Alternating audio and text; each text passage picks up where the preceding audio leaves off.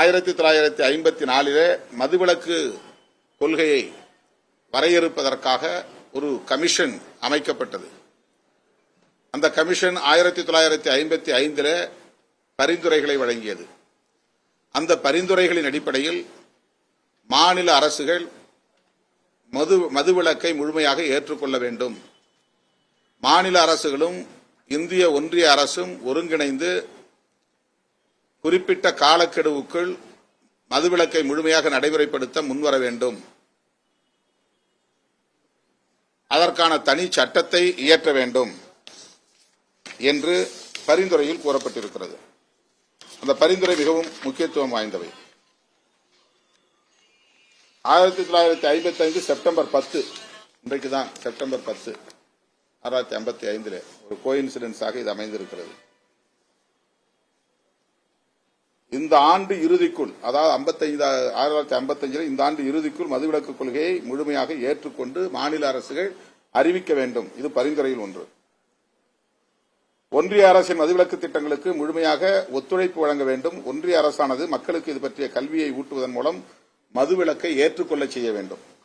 அதாவது ஒரு பிரச்சாரமே இது சம்பந்தமாக செய்ய வேண்டும் என்பதோடு கல்வி மூலமாகவும் இதை பரப்ப வேண்டும். இது பற்றிய விழிப்புணர்வை பரப்ப வேண்டும். 1958 ஏப்ரல் 1 தேசிய அளவில் இதற்கென சட்டம் ஒன்று இயற்றப்பட வேண்டும். அதுக்கே டேட் குறிச்சிருக்கோம். 1958 ஏப்ரல் 1 சட்டம் இயற்ற வேண்டும். Central legislation. இந்திய ஒன்றிய அரசு மதுவிலக்கு தொடர்பாக, போதைப்பொருள் ஒழிப்பு தொடர்பாக ஒரு சட்டத்தை இயற்ற வேண்டும் என்று அந்த மதுவிலக்கு விசாரணை குழு பரிந்துரைத்திருக்கிறது. இதுவரையில் மதுவிலக்கு கொள்கையை ஏற்காத மாநில அரசுகள் 1956 ஏப்ரல் 1 ஏற்றுக்கொள்ள வேண்டும். அதற்கும் ஒரு காலக்கெடு விதித்திருக்கிறது. 55 கொடுத்த அறிக்கையில் 56 ஏப்ரல் 1 எல்லா மாநில அரசுகளும் மதுவிலக்கு கொள்கையை கொள்கை அளவிலே ஏற்றுக்கொள்ள வேண்டும். அரசு ஊழியர் நடத்தை விதிமுறைகளில் மது அருந்துவதில்லை என்பதை கட்டாயம் இடம்பெற செய்ய வேண்டும். உடல்நலத்துக்கு தீங்கு விளைவிக்கும் கஞ்சா உள்ளிட்ட போதைப் பொருட்களின் விற்பனையை படிப்படியாக நிறுத்தப்பட வேண்டும்.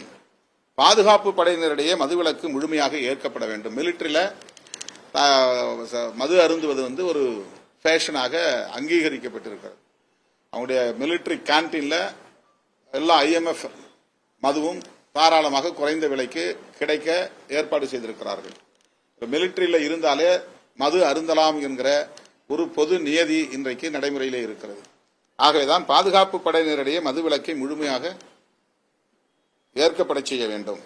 பழங்குடியினர் வசிக்கும் பகுதிகளில் மதுவிலக்கு கொள்கையை மனமாற்றத்தின் மூலமாக ஏற்படுத்த வேண்டும். அவர்களை தண்டிப்பதன் மூலமாக அதை திணிக்கக்கூடாது. ஆனால் கள்ளமது தயாரிப்பதை தடுக்கும் விதம் தண்டனை வழங்கப்படலாம். இது ஏன் அப்படி சொன்னாங்கன்னா, அந்த குழுவில் இடம்பெற்றவர்களில் ஒருவர் எழுந்து முழு மதுவிலக்கு கூடாது, மதுவிலக்கை திணிக்கக்கூடாது, தலித்துகளும் பழங்குடி மக்களும் கடுமையான உடல் உழைப்பை செய்யக்கூடியவர்கள், அவர்கள் மது அருந்தினால்தான் அந்த வேலையை செய்ய முடியும்.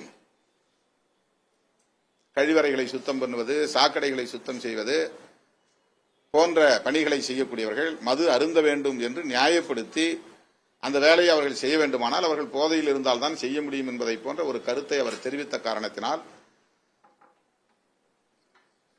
அதை எதிர்த்து அதில் இருந்தவர்கள் சொன்னார்கள். ஆனாலும் பழங்குடியின மக்களை இதன் பெயரில் தண்டிக்க கூடாது, கள்ளச்சாராயம் காய்ச்சினால் அவர்களை கடுமையாக தண்டிக்கலாம் என்று ஒரு லிபரல் பாலிசி, அதிலே ஒரு நிலைப்பாட்டை எடுத்தார்கள்.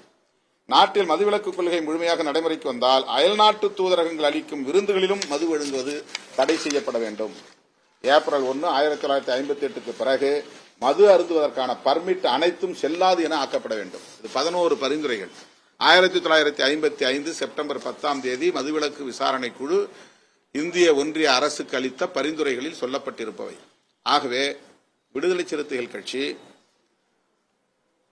அரசமைப்பு சட்டத்தின்படி உறுப்பு எண் 47 படி தேசிய அளவில் மது மற்றும் போதைப்பொருள் ஒழிப்புக்கான கொள்கையை வரையறுக்க வேண்டும், அதன் அடிப்படையில் சட்டம் இயற்ற வேண்டும் என்று வலியுறுத்தி இந்த மாநாட்டை நடத்துவோம். முடிச்சறேன். தமிழ்நாட்டில் 1971 மதுவிலக்கு ரத்து செய்யப்பட்டு மதுக்கடைகள் திறக்கப்பட்டன 71. பெண்களின் எதிர்ப்பின் காரணமாக 74 செப்டம்பர் 1 மதுக்கடைகள் மூடப்பட்டன. இது ரெண்டும் அப்போ திமுக ஆட்சியில் இருந்த காலம். 71 திறக்கப்பட்டது, 74 மூடப்பட்டது. அப்படி மூடப்பட்ட மதுக்கடைகள் 81 மீண்டும் திறக்கப்பட்டது. இது எம்ஜிஆர் ஆட்சி காலத்தில், அதிமுக ஆட்சி காலத்தில்.